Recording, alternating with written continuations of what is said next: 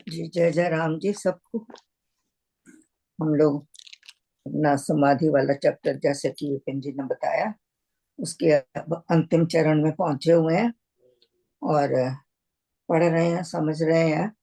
सबके सहयोग से मिलजुल के बड़ा सुंदर ये पाठ चल रहा है। तो हम लोगों ने पिछली बार प्रकाश समाधि पूरी कर ली थी और 51 दोहे तक हम लोगों ने इसका आते पूरा। हैं आंटी, वो अमृतवाणी में से पहले आप वो बोलते हैं ना। हाँ जी, वो तो परमात्मा श्री राम। हाँ जी, हाँ जी। चलिए। परमात्मा श्री राम परम सत्य प्रकाश रूप परम ज्ञानानंद स्वरूप सर्वशक्तिमान एक ही अद्वितीय परमेश्वर परम पुरुष दयालु देवाधिदेव है। उसको बार बार नमस्कार, नमस्कार, नमस्कार, नमस्कार। हाँ जी, हम लोगों ने अभी परमात्मा के गुणों की चर्चा करके नमस्कार किया। इसे तो सर्वशक्तिमते परमात्मा श्री रामाय नमः में पूर्ण नमस्कार ही नमस्कार है। सो हर जगह उसी की गुणगान है, उसी की प्रकृति की सारी शोभा है। उसको किसी भी रूप में याद करें, पर बहुत सुंदर जो हम लोगों ने हर हफ्ते करते हैं। आज उससे शुरू नहीं किया था तो अच्छा किया आपने याद कराया।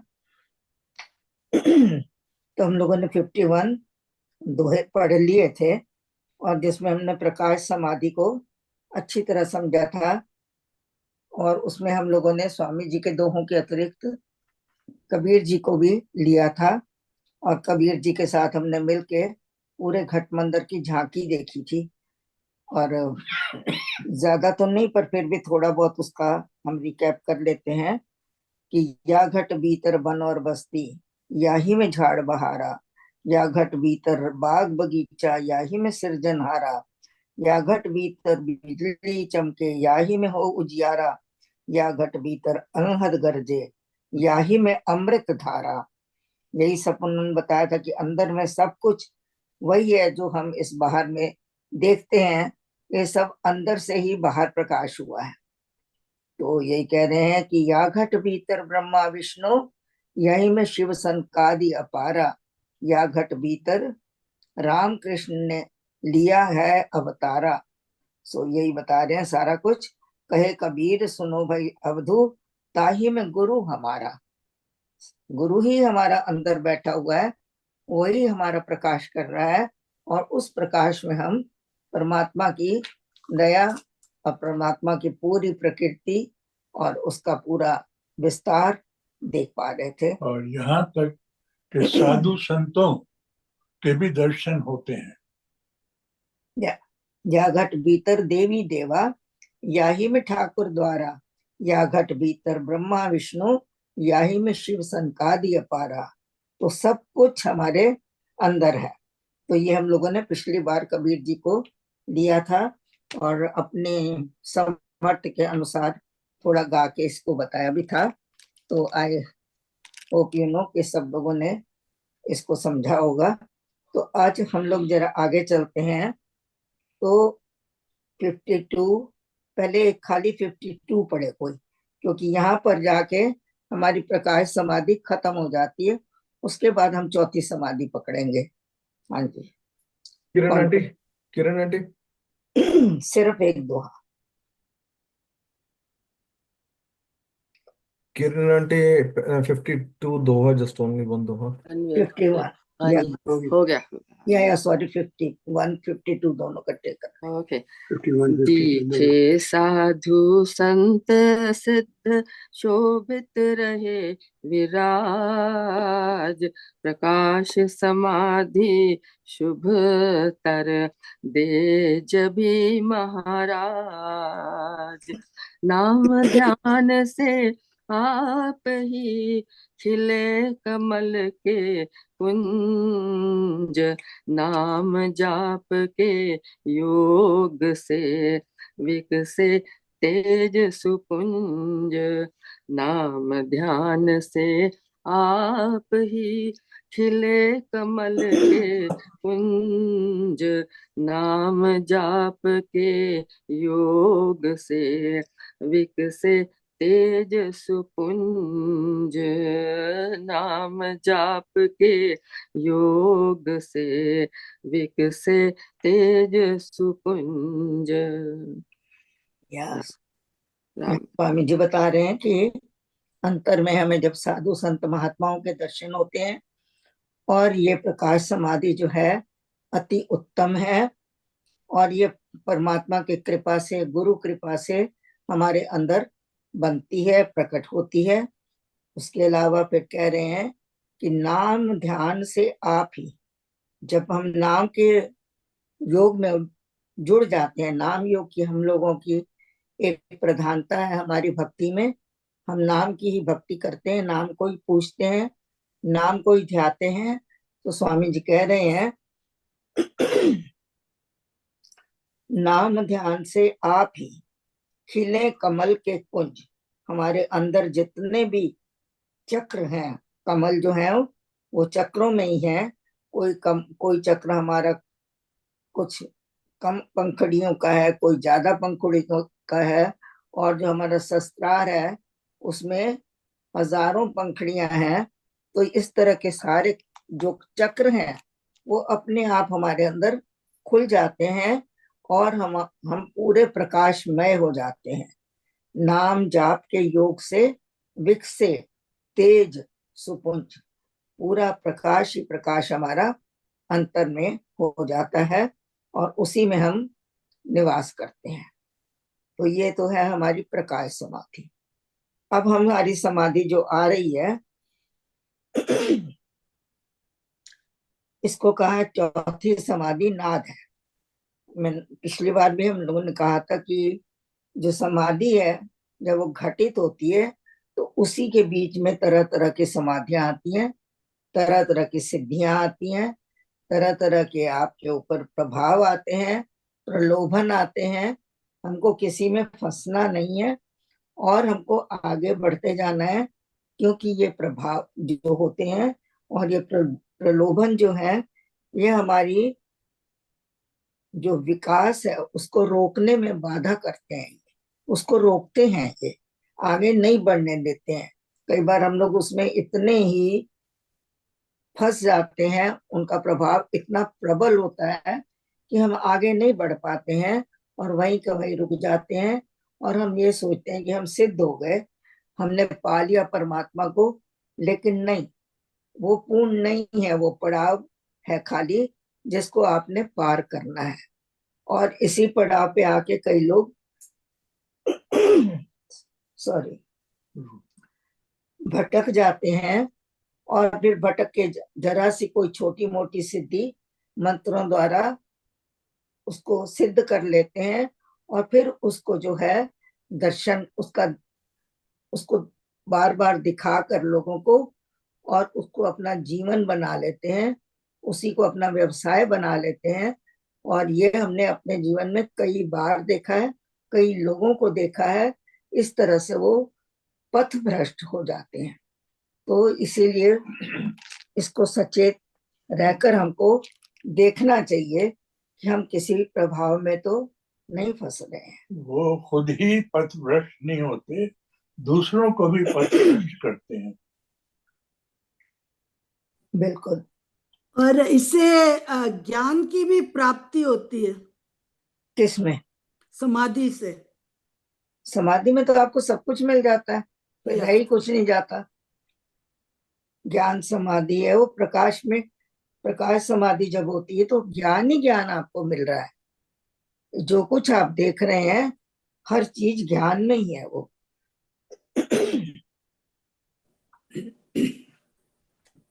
हाँ जी। तो अब हम देखते हैं कि ये चौथी समाधि नाद की कैसी है, तो इसमें क्या होता है और इसको कैसे समझते हैं जरा देखते हैं। अपने सब लोग इसमें सहयोग दीजिए प्लीज अपना अपना। हाँ जी, चले आगे कि कुछ कहना है किसी को? Rajni Mehra ji, 53 and 54, please.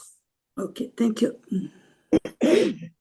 चौथी समाधि नाद की जानी महर्षि संत, रमते नाद समाधि में योगी मुनि गुणवंत। वीणा मृदु सितार से मेघ गर्ज से नाद, झंकार स्वर ताल से नाशक सर्व विषाद।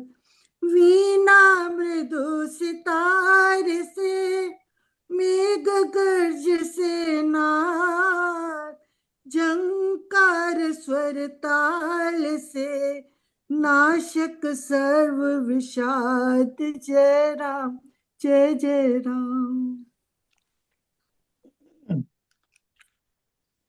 हाँ जी, कह रहे हैं प्रकाश समाधि के बाद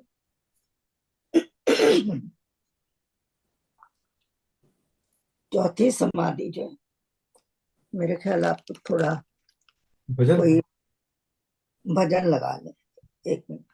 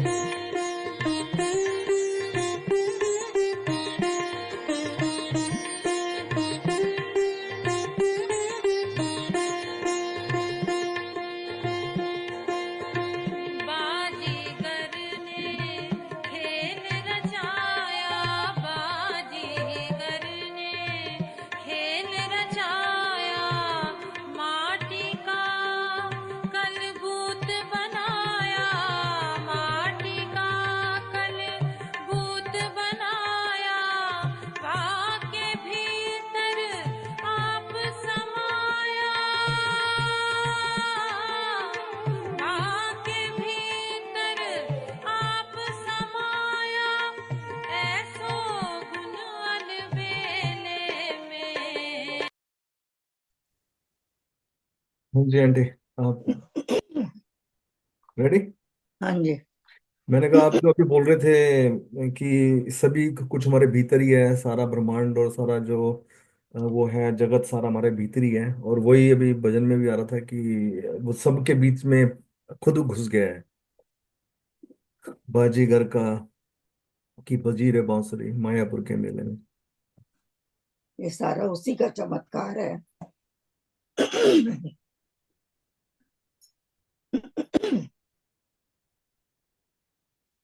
हाँ जी। तो ये नाद समाधि में हम लोग शुरू करते हैं अब। सबसे पहले तो स्वामी जी ने अपनी अमृतवाणी में ही लिखा है, आंखें मूंद के सुनिए सितार, राम राम सुमधुर झनकार। ये नाद है।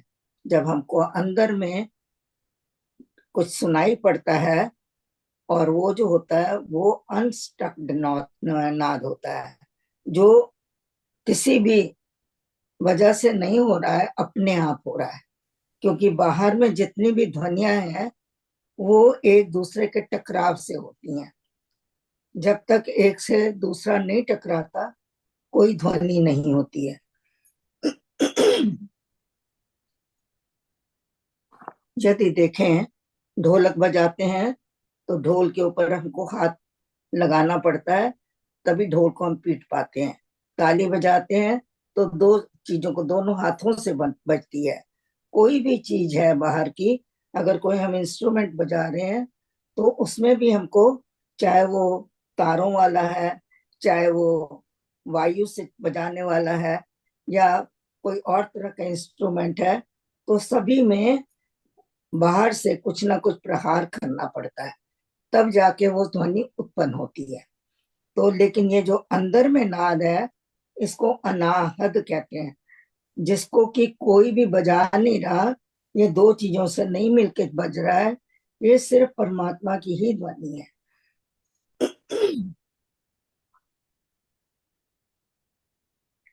यदि हम लोग देखें, पता नहीं परमात्मा आज क्या चाहता है। तो हमारी सृष्टि जो है उसमें सबसे पहले नाद ही गूंजा था, शब्द ही आया था जगत में, उसी का विस्तार ही हमारा पूरा जगत है। पूरी सृष्टि उस शब्द का विस्तार है। तो माना जाता है कि ओम शब्द जो है वो सबसे पहले ब्रह्मांड में गूंजा था। तो उसी ओम से आगे प्रकृति बढ़ती गई और सब चीजें उसी के अंदर पैदा होती रही। तो ये तो हमारा है। और पूरी सृष्टि जो है इसके अंदर स्वर है। कोई भी चीज ऐसी नहीं है जिसके अंदर ध्वनि नहीं हो।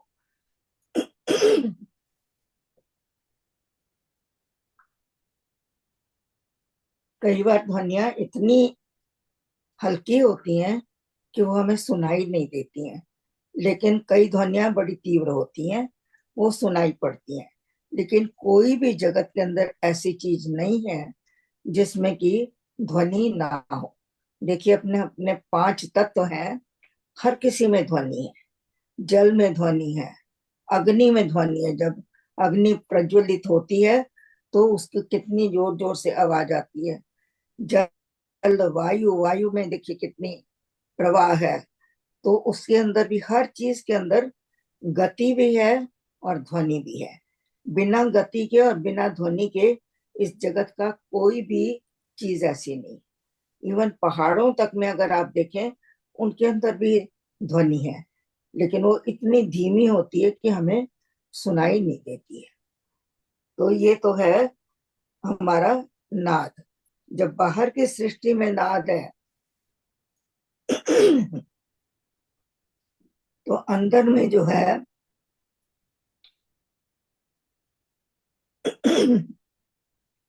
हाँ जी, मेरे ख्याल कोई कुछ कहना चाहता है। अरुणांको। हाँ हाँ जी, नमस्कार जी। हाँ जी। ये आपने जो बताया बहुत अच्छा बताया। ये ध्वनि जो है, ओम की ध्वनि जो है, ये शब्द है। ये शब्द जो है आकाश का है। हमारे अंदर पांच तत्व जो हैं, जल, वायु, अग्नि, धरती, आकाश। आकाश से ही शुरू होता है आकाश ही पहला है जो कि हमारे कर्ण है, जिसमें आकाश की ध्वनि सुनाई देती है। ये आकाश का तत्व है। आकाश से क्या होता है? वायु, वायु से है अग्नि, अग्नि से है जल, जल से है पृथ्वी, जल में है पृथ्वी। तो ये सारे हमारी जो इंद्रियां जो हमारे सिर के ऊपर, गले से ऊपर लेके, ये कान का शब्द जो है ये आकाश का ही तत्व है। आकाश के तत्व से हम सुनाई देते हैं, हमको सुनाई देता है। और आंखों से होता है प्रकाश, प्रकाश मीन अग्नि, अग्नि से जो होता है प्रकाश, प्रकाश से हमें आंखें जो है वो काम करती हैं, हमारी इंद्रियां। ये जो इंद्रियां हैं, 5 सब इंद्रियां जो हैं, उसकी वजह से ये कैसे काम करती हैं, ये सब इसके साथ जुड़ी हुई हैं। 5 जो महाभूत हैं उनके साथ ही जुड़ी हुई हैं।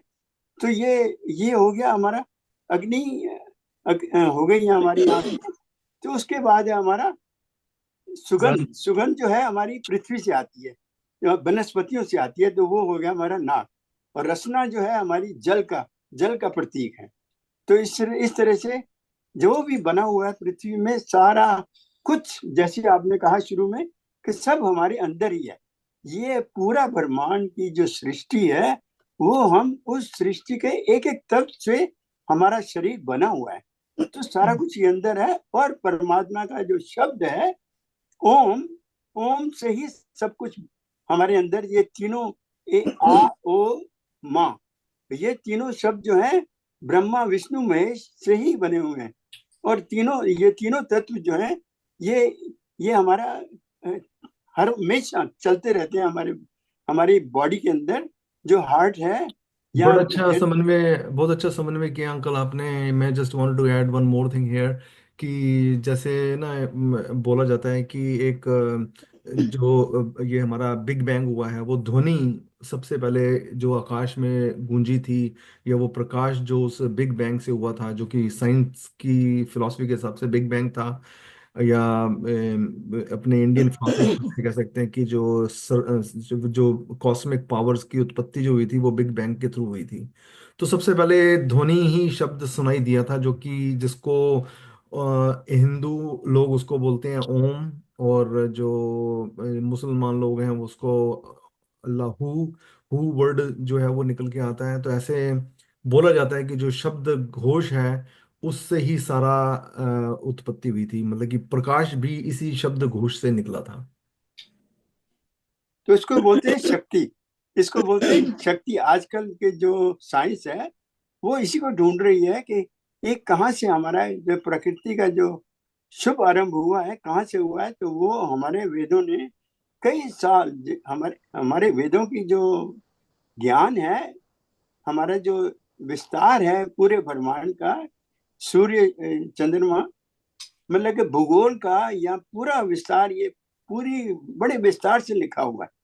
और ये कई हजारों साल पुराना है। हमारा मतलब कहने का ये है कि हमारी जो शास्त्रीय ज्ञान है वो बहुत प्राचीन है, बहुत ही प्राचीन है। और महाराज जी ने भी बोला है ना कि राम नाम में राम को सदा विरजित जान। जो राम नाम का शब्द है, शब्द जो है उसको सबसे, मतलब कि राम और ओम टेक्निकली एक ही तरीके से लिखे जाते हैं, आ उ मा।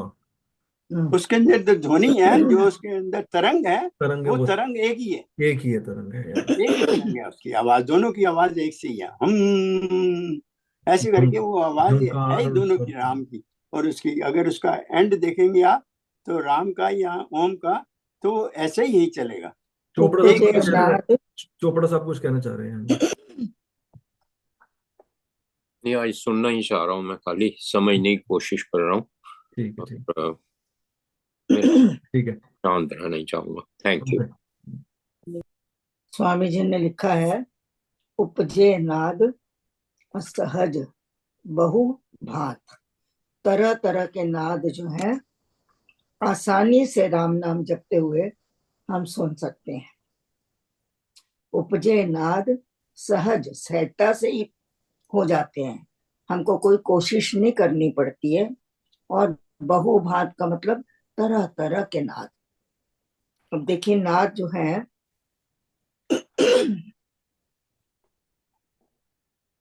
बाहर में जितने भी यंत्र हैं वो सब तारों से बजते हैं, कई तारों वाले हैं कई वायु से बजते हैं, शंख है, बांसुरी है, हारमोनियम है, वो शंख से हवा से बजते हैं।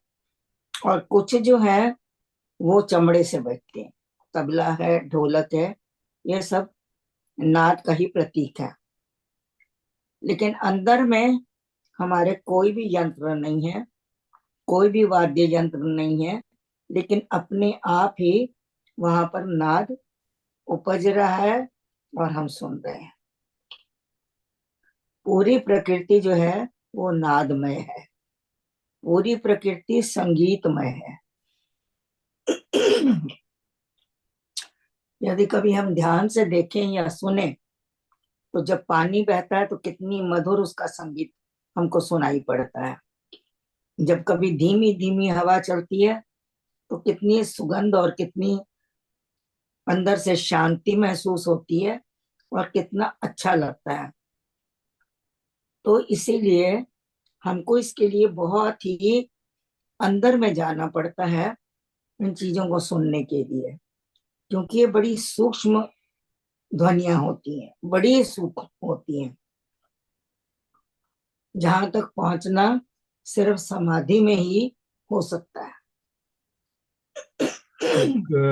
कबीर जी का इसमें थोड़ी सी लाइनें हैं, जस्ट वांट टू शेयर कि वो मुझ में एक्चुअली है तो वो थोड़ा सा भजन टाइप, पर मेरे को भजन की लय में आता नहीं है, तो मैं just just reading those lines जो मेरे को याद है। वो मुझ में है, मैं नहीं हूं, तुम्हारे को धोखा हुआ है वो मैं नहीं हूं, मेरा बढ़ना हुआ मिट्टी में मूरत, कोई ब्रह्म ब्रह्मरुद्र है वो मैं नहीं हूं, वो मुझ में वो मुझ में बोलता है, बोलता है, बोलता है, बोलता है, वो मेरे अंदर कुछ बोलता है, जैसे हम लोग कई बार अपने अंदर ही कुछ ना कुछ बोलते रहते हैं ना, तो वो मुझ में है, बोलता है, बोलता है, बोलता है, बोलता आगाज है, बोलता अंजाम है, तुम जिसको आदम कहते हो वो बोलते का नाम है, एक बोलते से बोलता पैदा हुआ, एक बोलते पर बोलता शायदा हुआ, एक बोलता बोलते के संग है, एक बोलता बोलते के रंग है, बोलता का बोलता हमराज है, बोलते का बोलता सरताज है, एक बोलता से एक एक बोलते से बोलता जाता रहा, बोलता बोलते से बोल क्या तेरा नाता रहा। तो टेक्निकली हम हमारे अंदर एक कोई चीज है जो हम लोग 24 घंटे कुछ ना कुछ चलता रहता है, वो चर्निंग चलती रहती है, तो वो कौन है अंदर जो हमारे भीतर हमारे बोलता है। तो उस भीतर बोलते हुए को उन्होंने, कबीर जी ने बोलता बोला कि वो एक बोलता से बोलता पैदा हुआ। हाँ जी। It's I'm all so about sorry sound. कि आज मैं कंसंट्रेट नहीं कर पा रही हूँ पूरा, और ठीक से बोल भी नहीं पा रही हूँ, पर फिर भी कोशिश करूंगी। आगे वो कह रहे हैं कि ये जो समाधि है को महर्षि लोगों ने, संत लोगों ने इसका अनुभव किया है। रमते नाद समाधि में योगी मुनि गुणवान। जितने भी गुणी लोग हैं, जितने योगी हैं, जितने मुनि हैं, जितने विद्वान हैं, वो सभी इस समाधि के नाद में अपनी सुरती को लगाते हैं। स्वामी जी ने भी लिखा हुआ है कहीं, इसमें सुरती सुर रमाते, राम राम स्वर साध समाते, देव देवी गण देव विधाता, राम राम भजते गण त्राता। ये बिल्कुल वही बात है यहाँ पर कि योगी लोग जो है, मुनि और गुणी लोग जो हैं, वो इसी नाद समाधि में चले जाते हैं और नाद के साथ ही अपनी चेतना को ऊपर की तरफ उठाते हैं।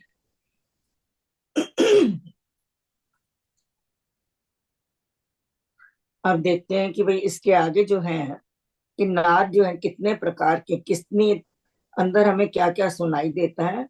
स्वामी जी ने तो खाली एक सितार का वर्णन किया है, ज्यादा वाद्यों का वर्णन नहीं किया, लेकिन यहाँ पर वो कर रहे हैं। अमृतवाणी में तो खाली सितार का किया है, लेकिन यहाँ पर स्वामी जी ने कई सारे वाद्य यंत्र बताए हैं, जो कि हमको अंदर में सुनाई पड़ते हैं। हाँ जी, तो दो दोहे और पढ़ लेते हैं, फिर उसके बाद आगे चलते हैं। 90, 55 and 56। जय जय राम जी। बेरी से मीठे घने उपजे नाना भांत, नाम ध्यान से जो जगे कर दे मन तन शांत। नाम नाद उत्तम कहा, ऊंचा है वह धाम, अतिशय मधुर सुरस सना, नाद राम ही राम। नाम नाद उत्तम कहा, ऊंचा है वह धाम, अतिशय मधुर सुरस सना, नाद राम ही राम। हाँ राम जी, राम। अंदर में भेरी सुनाई देती है। भेरी भी एक तरह का यंत्र, मतलब एक तरह की आवाज है जो कि हमको अंदर सुनाई पड़ती है, और ये बड़ी ऊंची आवाज होती है। भेरी जो होती है ये हल्की आवाज नहीं होती है। इसमें भेरी से कई तरह तरह के मीठे मीठे शब्द निकलते हैं, और ये जो भेरी का जब हमको नाद सुनाई पड़ता है तो इसमें जो है हमारा तन और मन एकदम से शांत हो जाता है। कोई मन के अंदर विचार नहीं रह जाता है, सब बिल्कुल समाप्त हो जाते हैं, और मन हमारा जो है नाद में जुड़ जाता है। अब देखिए, हम लोगों के तो यहाँ पर सब जगह ये भी कहा गया कि हमारा तन जो है ये एक मंदिर है। घट को भी मंदिर कहा है, मन को भी मंदिर कहा है, दिल को भी मंदिर कहा है। कहते हैं ना, एक गाना है, मन मूवी का मंदिर, है। मन मंदिर दिल द्वार का, काया काशी जान, इस 10 द्वार के पिंजरे की यही ज्योत संभाल। Very good. या और एक और भी गाना है, इसमें भी मूवी का ये दिल एक मेरा मन मंदिर बना। एक वो भी है कि कान्हा कहाँ से निकस गए हो, मैं तो 10 द्वार पे खड़ी थी, कान्हा कहाँ से निकस गए हो। या दिल एक मंदिर है, प्यार की या होती है पूजा, प्रीतम का ये घर है, यहीं पर परमात्मा मिलता है। इसी घट मंदिर में हमको परमात्मा के दर्शन होते हैं, और हम फिर परमात्मा के कई रहस्यों को समझ पाते हैं, देख पाते हैं। एक और भी है, मेरा मन मंदिर बना। जैसे जमुना तीर, पीछे या पीछे हरी फिरे, कहें Kabir Kabir. Yes, thank you. हाँ जी, तो ये जो है इस नाद को बड़ा उत्तम कहा गया है, भेरी के नाद को। और ये जहाँ से नाद आते हैं वो परमात्मा का ही निवास स्थान से आते हैं। ऊंचा है वो धाम जहाँ से परमात्मा के नाद सुनाई पड़ते हैं, और ये बड़े मधुर है, अतिशय मधुर, सुरस सना। जो ये रस से भरा हुआ है, कौन सा नाद? राम राम ही राम। जब राम का नाद हमारे अंदर होता है, हमें सिर्फ राम राम सुनाई पड़ता है। वो जो नाद है उसको स्वामी जी ने उत्तम कहा है।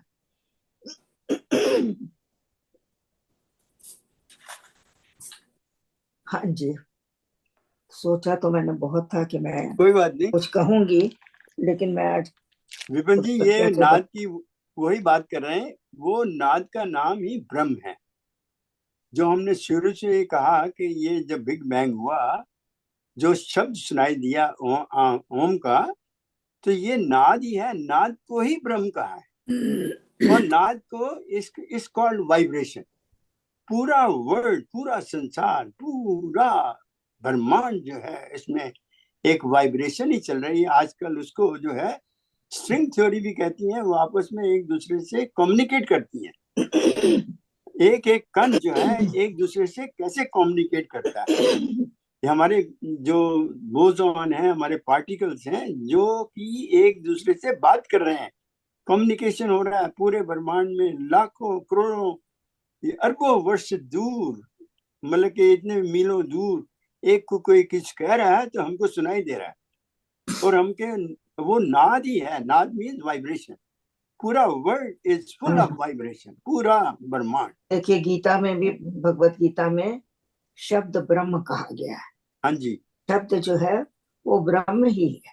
तो ब्रह्म राम ही है। नाम जब हम रटते हैं या कहते हैं या सुनते हैं, वो हम ब्रह्म के ही दर्शन कर रहे होते हैं, क्योंकि हम ब्रह्म में ही लीन होते हैं उस वक्त। ये समाधि जो आप शुरू से समाधि का शुरुआत होती है, तो शुरुआत उन्होंने शुरू में ही कहा है ये चीज कि श्रुति जो है एक शब्द की तरह एक तरंग है श्रुति, जो कि हमारे पैदा हो जाती है, पैदा होती है। फिर इन्होंने शुरू में ही कहा है कि अपने आप जब भी करे भीतर झनकार।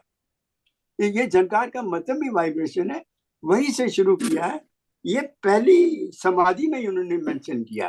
फिर उन्होंने दूसरी समाधि में तो हमको ये बताया कि संकल्प करें हम, संकल्प विकल्प और सकल्प में संकल्प जो है कैसे हमने स्थिर करना है, और जो संकल्प है वो हमें कैसे शुरू करना है, स्थिर बुद्धि से।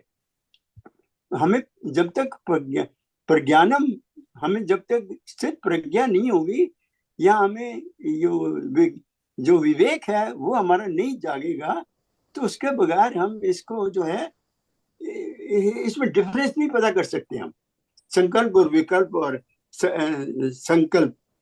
संकल्प को जो है हम विकल्प और निर्विकल्प जो है, जो भी है सविकल्प में हम how to differentiate between these, हमें अपनी बुद्धि में बुद्धि स्थिर करनी पड़ेगी। बुद्धि स्थिर में बुद्धि स्थिर बुद्धि और हमारी स्थिर मति, हम हाउ टू एस्टैब्लिश दैट।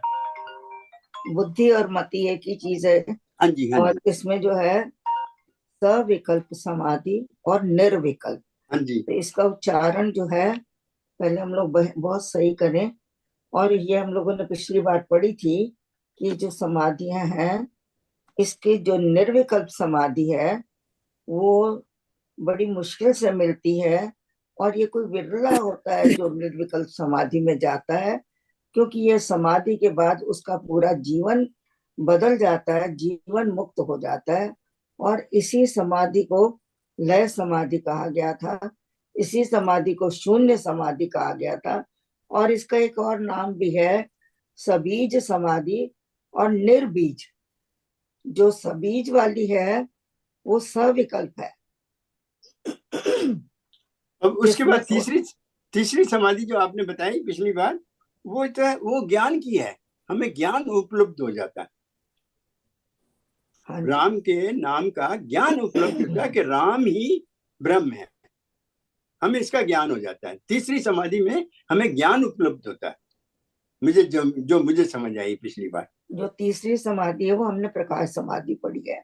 उसमें हमने पहले ही बताया कि जब हमारे सामने पूरी परमात्मा अपने आप को खोल के रख देता है, तो वो ज्ञान की ही बात है। बिना ज्ञान दिए, बिना दिव्य चक्षु के वो समाधि नहीं होती है, क्योंकि आप देख नहीं पाएंगे। जब तक अंदर का अंधकार है तब तक वो समाधि नहीं आती, प्रकाश समाधि। प्रकाश आई तो अंधकार दूर हो गया, अंधकार दूर हुआ तो ज्ञान आ ही गया। प्रकाश इज अ ज्ञान, ये तीसरी समाधि है। वेरी ये गुड। कैसे कमलेश जी, जैसे भगवान सच्चित आनंद नाम दिया है उनका, तो ये क्वालिटीज ऐसे ही धीरे धीरे आते हैं। सत्य, चित, चित वही जो प्रकाश और ज्ञान, और ये जो ये राम नाम से अपने आप ही उस तरफ बढ़ता जाता है, क्योंकि बुद्धि जो है उधर वो सारी उसके अंदर वो गुण आने लगते हैं, सत्व गुण में ऊपर ऊपर ऊपर जाता है।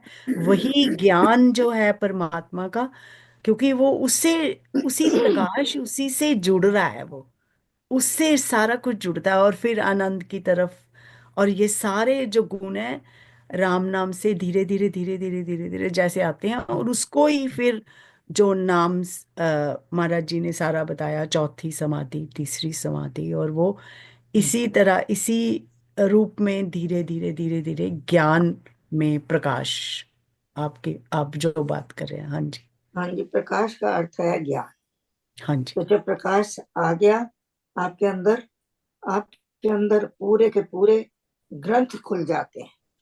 आपने देखा होगा लोग जब कई बार ये कृपालु जी महाराज जी जब प्रवचन करते हैं तो कितने कितने दोहे, कितने कहाँ कहाँ से उपनिषदों के सार बताते हैं और श्लोक नंबर बताते हैं। तो क्या है, ये उन्होंने रटे नहीं हुए हैं, उनके अंदर पूरे ग्रंथ खुले हुए हैं। जैसे अभी मैं किताब को देख के पढ़ रही हूँ, वो उसको देख के बताते हैं, क्योंकि या हम जैसे जैसे महाराज जी ने ये सारा अवतरित हुआ महाराज जी को, ये सत्यानंद जी को, तो जी वो सारा कुछ उनके वही वहीं से ही वही ज्ञान जो है वो हमें कोशिश कर रहे हैं हमें समझाने के अवतरित लिए। कई तरीके से हो सकता है। हाँ शब्द जी। रूप में अवतरित हुआ कि हाँ प्रकाश रूप में अवतरित हुआ। शब्द हाँ रूप में आया स्वामी जी के पास तो हाँ, उन्होंने भक्ति प्रकाश लिख डाली।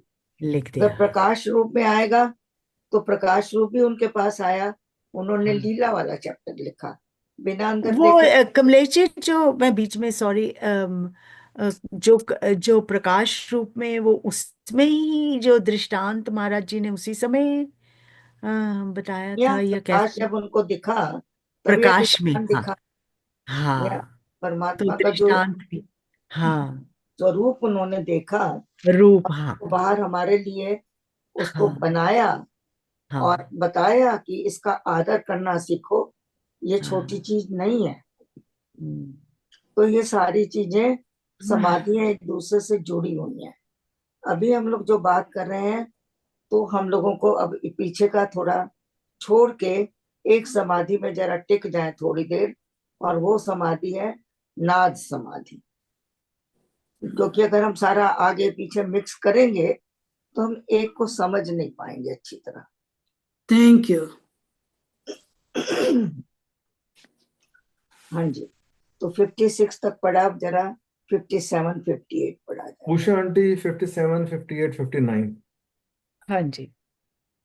अन्य नाद सब जानिए, अन्य धुनों की तान, उस पद की है राम धुन, जो है परम महान। उस पद की है राम धुन, जो है परम महान। स्वर सुधा समनाम का अपने आप अलाप, होवे मन में मधुरतम, चित जगे जब आप। बंधन सर्व विनाश हो पापों का नाश, पतित पावन राम जभी, कर दे नाम विकास। पतित पावन राम जभी, कर दे नाम विकास। जय श्री स्वामी जी ने राम। हाँ सिर्फ एक ही नाद को ज्यादा महत्व दिया है, और वो नाद है राम धुन। राम राम की धुन जब हमारे अंदर चलती है और वो अभंग होती है, टूटती नहीं है, एक तार बना के चलती है, वो जो समाधि है उसको स्वामी जी ने बहुत महत्व दिया है। कहते हैं और तो नाद अंदर बजते हैं, बांसुरी भी बजेगी, शंख भी बजेंगे, भेरी भी है, और कई तरह के यंत्र हैं जो अंदर में हमारी आवाज करते हैं। बिना तार के तार होते हैं, उनके अंदर कोई यंत्र लगे नहीं है, ऑटोमेटिकली ये ध्वनियां आ रही हैं। तो उनमें से जो सबसे ऊंची ध्वनि स्वामी जी ने बताई है वो है राम नाम की ध्वनि।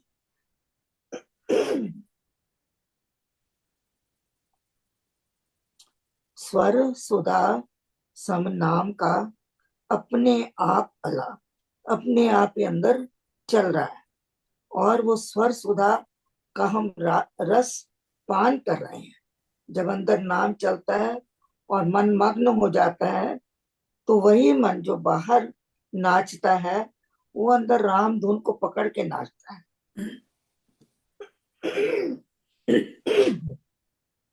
जब आपकी चेतना जाग जाती है, जब चित्त इतनी ऊंचाई पे, हाँ बोले आप। चित्त जगे जब आप, हाँ जी, जब चेतना जग जाती है और मन में नाम चल रहा है, उस वक्त जो है आपका मन मुदित हो जाता है, जुड़ जाता है, और अंदर अंदर प्रसन्न होता है और नाचता है। मन मयूर नचा दे राम, स्नेह सुधा बरसा दे। ये वही बात है, मन भी नाचता है, बाहर तो नचाता है, अंदर खुद नाचता है।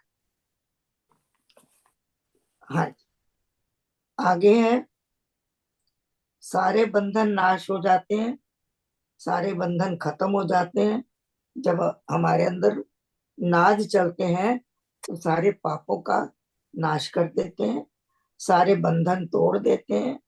जो कई कई जन्मों के हमारे बंधन है, उनसे हमें मुक्ति मिल जाती है, क्योंकि ये पतित पावन है।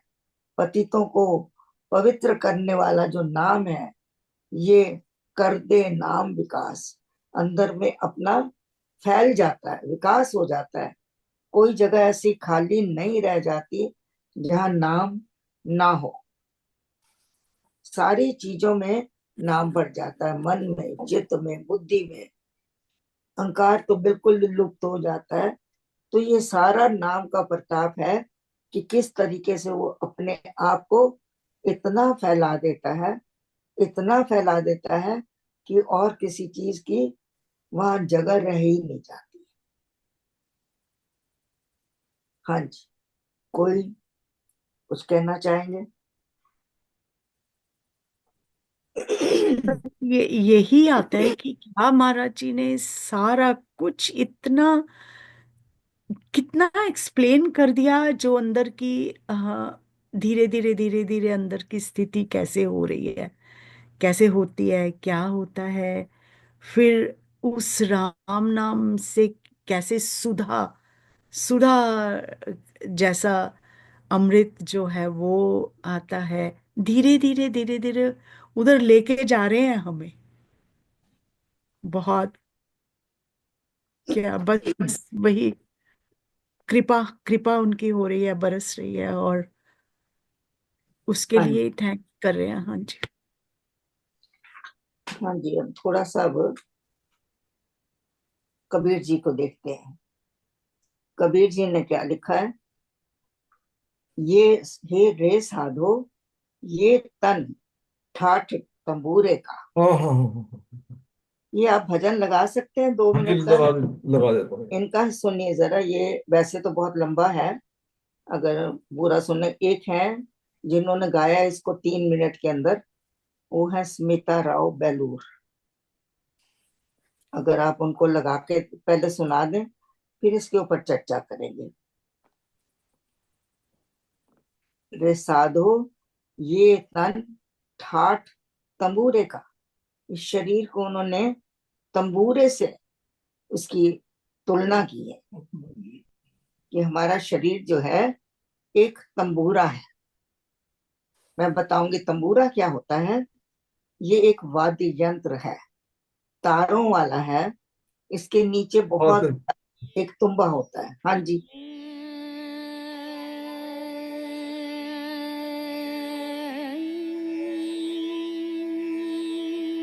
वही है उनका सुधारा वाला।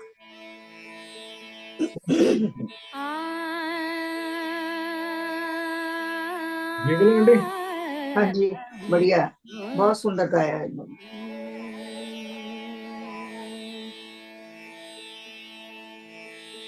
रे साधो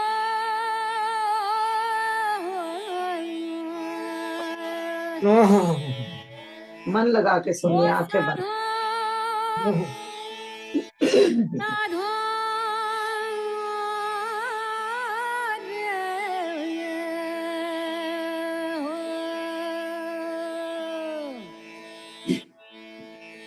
अब ये तन ठाठ तंबूर का, ये तन ठाठ तंबूर का,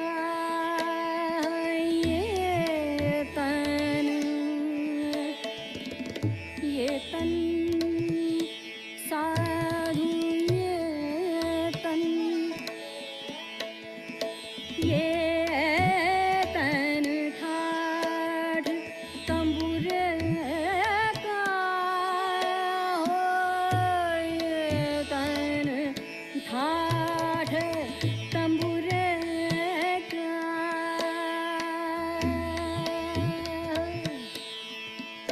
साधु ये तन, ये तन, ये तन, ये तन ठाठ तंबूर का, ये तन ठाठ तंबूर का,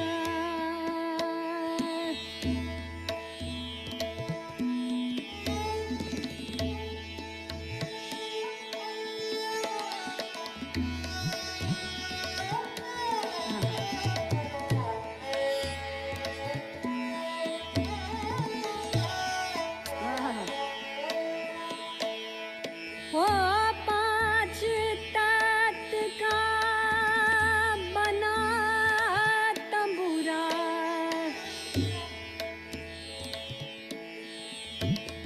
अरे पांच तत्व का हो बना तंबूरा, तार लगा, तार लगा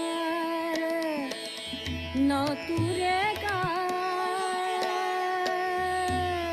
ये तन ठाठ तंबूर का रे, ये तन ठाठ तंबूर का,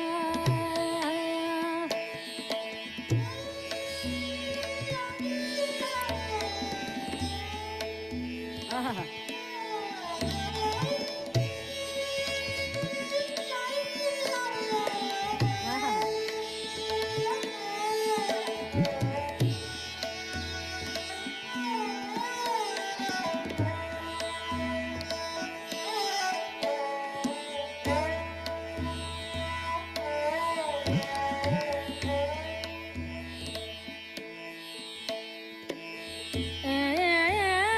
चत्तार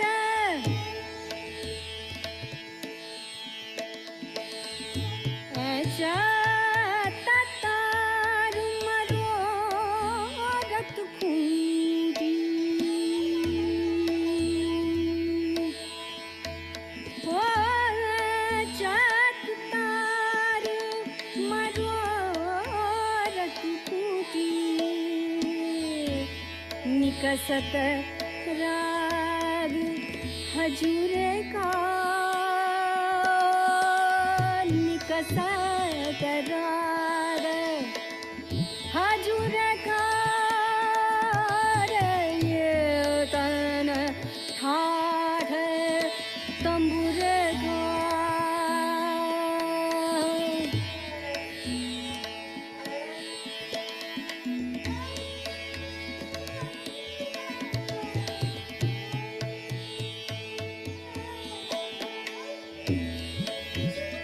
आहा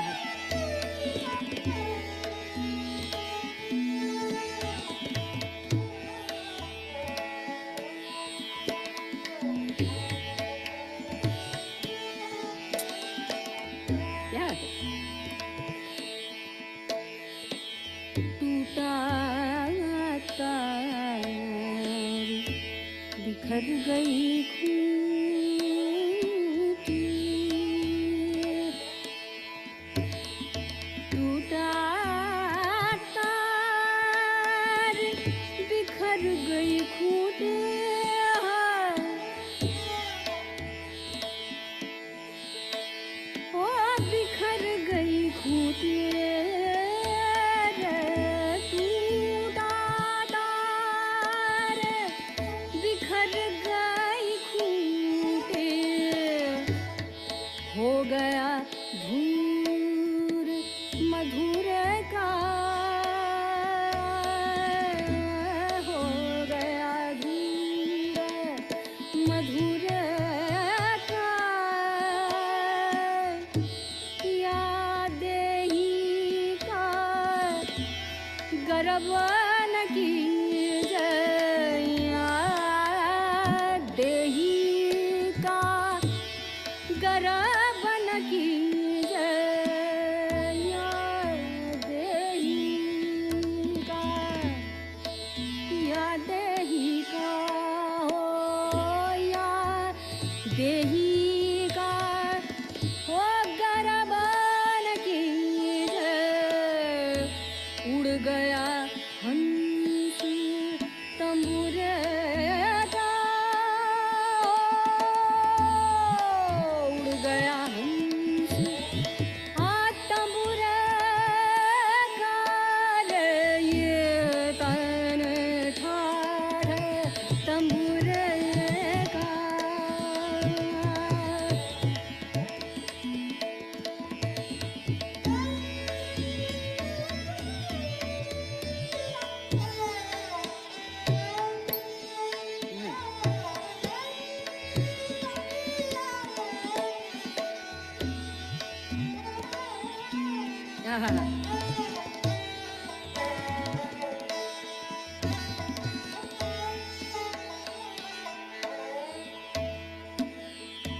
कहे हैं कबीर कहे हैं कबीर कबीर कबीरा कहे हैं कबीर सुन भई साधो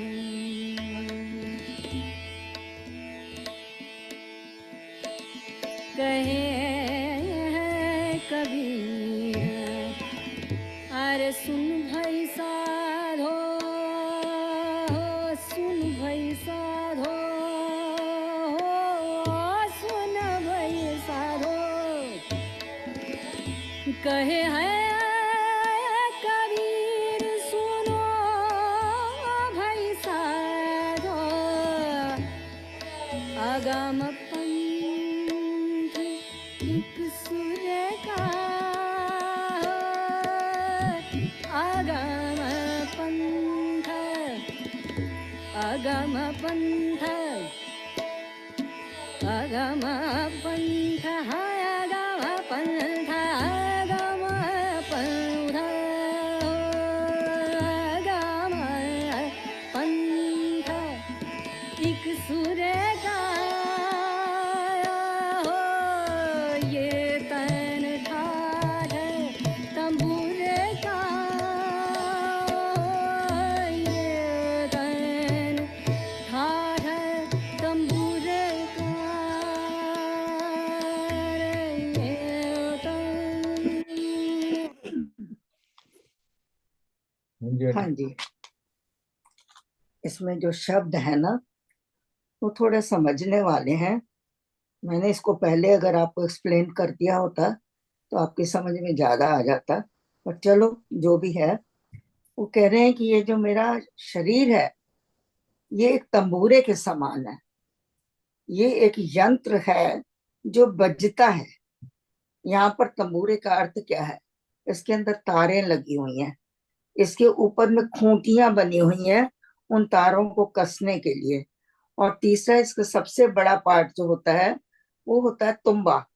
वो एक घड़े के समान बहुत नीचे में, वो घड़े के समान उसका आकार होता है। और फिर उसकी में से लंबी सी डंडी जाती है और उसको कंधे के ऊपर रख के ऐसे, और इसमें 5 तारें होती हैं। 5 तारें होती हैं और इससे तरह तरह के ध्वनियां निकलती हैं, पर इसमें प्रतिध्वनियां निकलती हैं। तो इसमें कहा है कि ये साधो ये तन ठाठ तंबूरे का।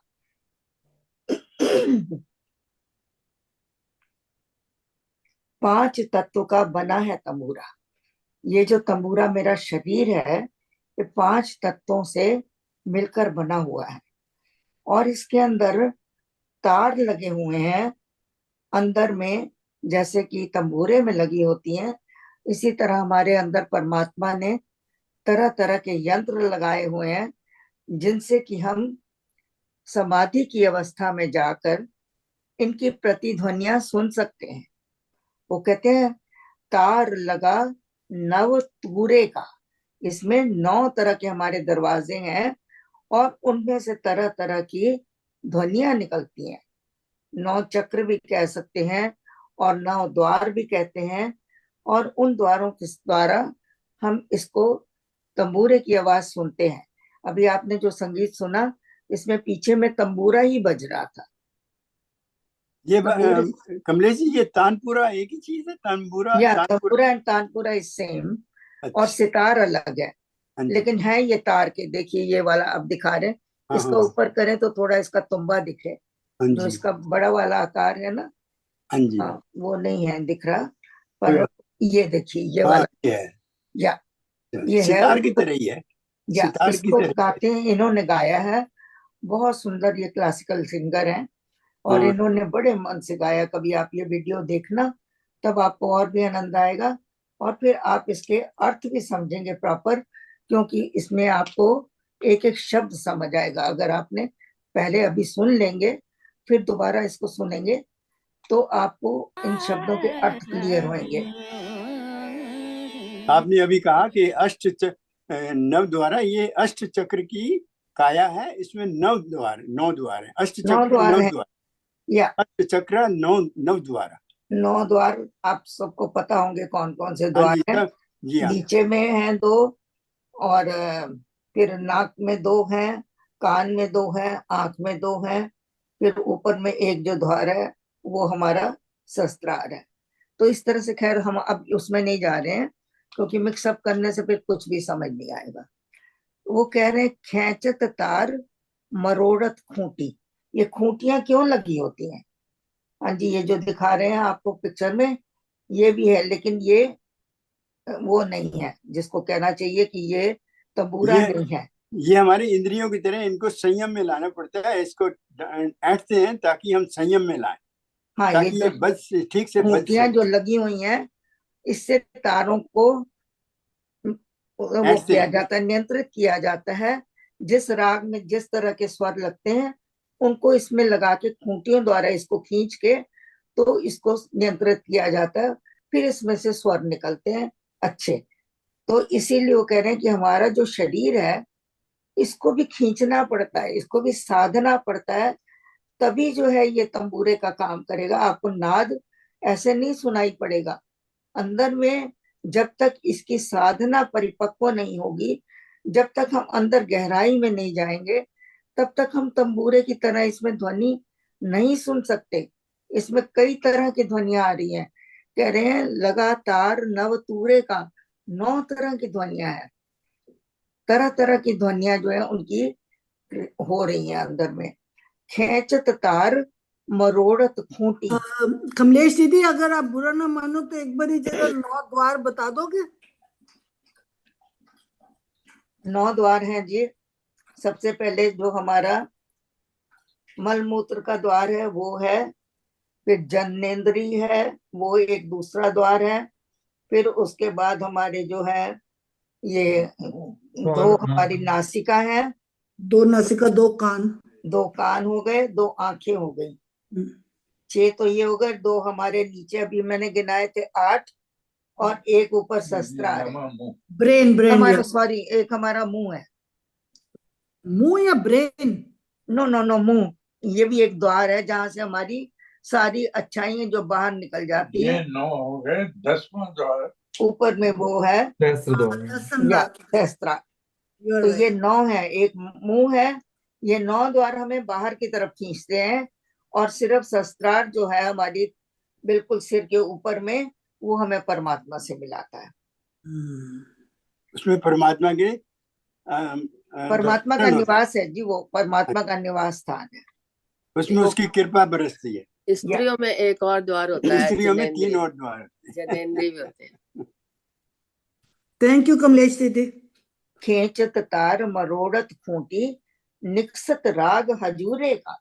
देखिए जैसे ही इस राग को हम लोग इसकी खूंटियों को अगर मरोड़ते हैं तो और तारों को खींचते हैं, क्योंकि तारें कई बार ढीली हो जाती हैं। मन को मरोड़ो, हाँ, तभी आप ये तार कब्जे में ला सकते। मैंने बजाया हुआ है ये, इसको बजाने में कोई दिक्कत नहीं है। इसको एक बार 5 तारे हैं, बारी बारी से आपको ये बता दिया जाता है कि इस उंगली से ये तार छेड़नी है। तो आप संगीत जब गाते हैं या कुछ करते हैं तो ये आपके संगीत में सहायक होता है। तो कहते हैं कि खेचत तार मरोड़त खूंटी, जब भी इसमें बेसुरा होने लगता है तो इसकी खूंटियों को कसा जाता है और तारों को भी मजबूत किया जाता है, तभी इसमें निकसत राग हजूरे का, तब इसमें आपको परमात्मा की आवाज सुनाई पड़ेगी। ऐसे नहीं सुनाई पड़ती है, बहुत साधन करना पड़ता है। तो उन्होंने, कबीर जी ने इस तन को तंबूरे की उपमा दी है। आगे वो कह रहे हैं, टूटा तार बिखर गई खूंटी हो गया धूर मधुरे का। जब ये शरीर खत्म हो जाता है या तंबूरा टूट जाता है, उसके तार खराब हो जाते हैं, उसकी खूंटियां टूट जाती हैं, तब क्या होता है? इसी तरह हमारे शरीर का नाश होता है। शरीर जब खत्म हो जाता है तो हो गया धूल, वो धूल बन गया। चाहे वो तंबूरा है वो धूल बन गया, हमारा तन भी धूल बन जाता है। और क्या होता है? मधुरे का, सब कुछ धूर मधुरे का, जो अंदर से मधुरता पैदा हो सकती थी इस तंबूरे से, वो सब खत्म हो गई। हो गया धूर मधुरे का। जो मधुरता हमको मिलती थी, मिल सकती थी शरीर में, वो हमने जब खत्म हो गया शरीर तो वो भी चली गई, साथ में हमने अवसर खो दिया। तो ये बता रहे हैं साधो ये तन ठाठ तंबूरे का। एक्चुअली इसका एक छोटा सा मतलब ये भी है कि जैसे 5 तत्व का बना तंबूरा सुषुम्ना तार लगाई, जो ये तारे हैं और जो तारों का से जो रस निकलता है, जो मधुरता निकलती है, उसको जो साधा जाता है, साधने से जो सुरती जो है हमारी सुषुम्ना तार के सुषुम्ना नाड़ी के ऊपर उठती है, तो उसको भी एक नाद बताया गया है और वो ये तंबूरे से उसको जोड़ा गया है, तंबूरा या और सुषुम्ना तार नाड़ी। बिल्कुल कह रहे हैं ना, एक एक चीज में संगीत है, एक एक चक्र में संगीत है, एक एक नाड़ी में संगीत है। हमारा जो रक्त बह रहा है ये भी संगीतमय है, इसमें भी ये भी किसी झिंगुर एक का नाम तार से बह रहा है। तो हर चीज में परमात्मा, हम लोग कितने अनजान है कि हम लोग इन चीजों को कभी सोच नहीं पाए, देख नहीं पाए, सुन नहीं पाए। अब लगता है कि क्या जीवन तो ऐसे ही निकल गया, पूरा जीवन क्या था इसमें। हमने तो हीरे मोती की जगह कंकड़ ही चुनते रह गए। वो कह रहे हैं, या देही का गर्व न कीजिए, उड़ गया हंस तंबूरे का। जब अंदर से प्राण निकल जाते हैं तो कहते हैं क्या रह गया? इसी देह का जितना हम गर्व करते हैं रात दिन, इसको खिलाना पिलाना जो कि हमारा कर्तव्य है, हमारा धर्म है, लेकिन उसी में उलझ के उसके बाद कुछ आगे नहीं सोचते हैं, वहां हमारी गलती है। तो कहते हैं ये तंबूरा अब खत्म हो गया, अब इसमें कोई राग नहीं है, कोई संगीत नहीं है, कोई नाद नहीं है, कोई ध्वनि नहीं है। कह रहे हैं, कहे कबीर सुनो भाई साधो। यहाँ साधु किसको कहते हैं कबीर जी? सोचें इसको। साधु कौन है? जो साधु प्रवृत्ति का है। साधु कौन है? जो सत्य पे चल रहा है। साधु वही है जो साध लिया आपने, जिसने अपने आप को साध लिया है। साधु वो क्या है? जिज्ञासु भी कह सकते हैं, जिज्ञासु जिज्ञासु कह जो सकते हैं, लेकिन इसमें असली अर्थ जो निकल रहा है ना, ये उससे ऊपर है, जिज्ञासु से या, ऊपर है। या ये सब चीजें हैं कि हे साधु, जो तू अनजान बना बैठा है, हे मित्र, तो उसको बता रहे हैं कि तू किसी तरह जाग। कहे कबीर सुनो भाई साधो, तू साधु है, तेरे अंदर इतने गुण हैं, कहाँ भूला हुआ है। ये मित्र, इसको साधु मित्र को भी कह रहे हैं यहाँ। जो दुनिया से थोड़ा उठ गया है, नहीं, हम दुनिया में ही है ना, हम दुनियादारी से लगा उठ रहे गया, हैं। हम ही को तो जगा रहे हैं, जरूरी नहीं है कि वो ऊंचे वाला ही हो तभी उसको साधु कहा मतलब दुनियादारी उसने छोड़ दी है, जैसे कि भाई। नहीं नहीं, कुछ नहीं है। यह सब हम लोगों के लिए ही साधु शब्द आया है कि तुम लोग जब अनजान हो, अज्ञानी हो, गफलत में पड़े हुए हो, उसी को कह रहे हैं कि तुम सत्य प्रवृत्ति के हो, सत्य तुम्हारे अंदर विराज रहा है और तुम नहीं कर रहे हो, कुछ कर रहे हैं कुछ नहीं कर रहे हैं। इसमें दोनों तरह के लोग आ सकते हैं। जो नहीं जागे हैं उनको जगाने के लिए साधु कहा गया, और जो जाग चुके हैं उनकी प्रशंसा के लिए कहा गया, या जो प्रयत्न कर रहे हैं उनके लिए भी कहा गया। इसमें साधु का अर्थ बहुत विस्तृत है, बहुत।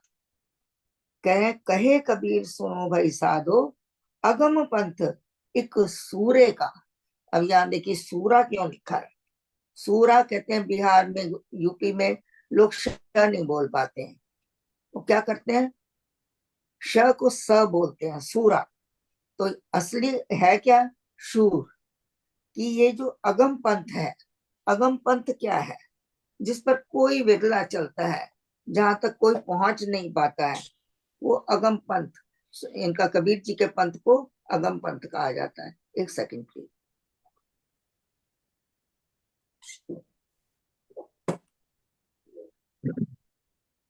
कहे कबीर सुनो भाई साधो, अगम पंथ है ये, जहां तक कोई जाता नहीं है या कोई जहां तक पहुंचता नहीं है, अगम है। गम का मतलब क्या होता है, चलना, पहुंचना। ये जो पंथ है, ये जो रास्ता है, ये एक शूरवीर का है, किसी कायर का नहीं है जो इस पर चल के वहां तक पहुंचेगा। तो अगम पंथ एक सूरे का, रे साधो ये तन ठाट तंबूरे का। तो ये इसका अर्थ है। और इसमें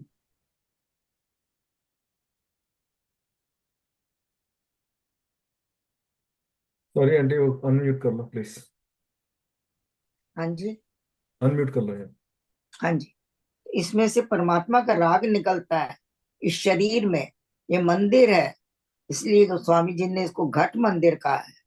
और हम लोगों ने वही भी किया है कि ये जो है, मन भी एक हमारा है, दिल एक मंदिर है, प्यार की इसमें पूज होती है पूजा।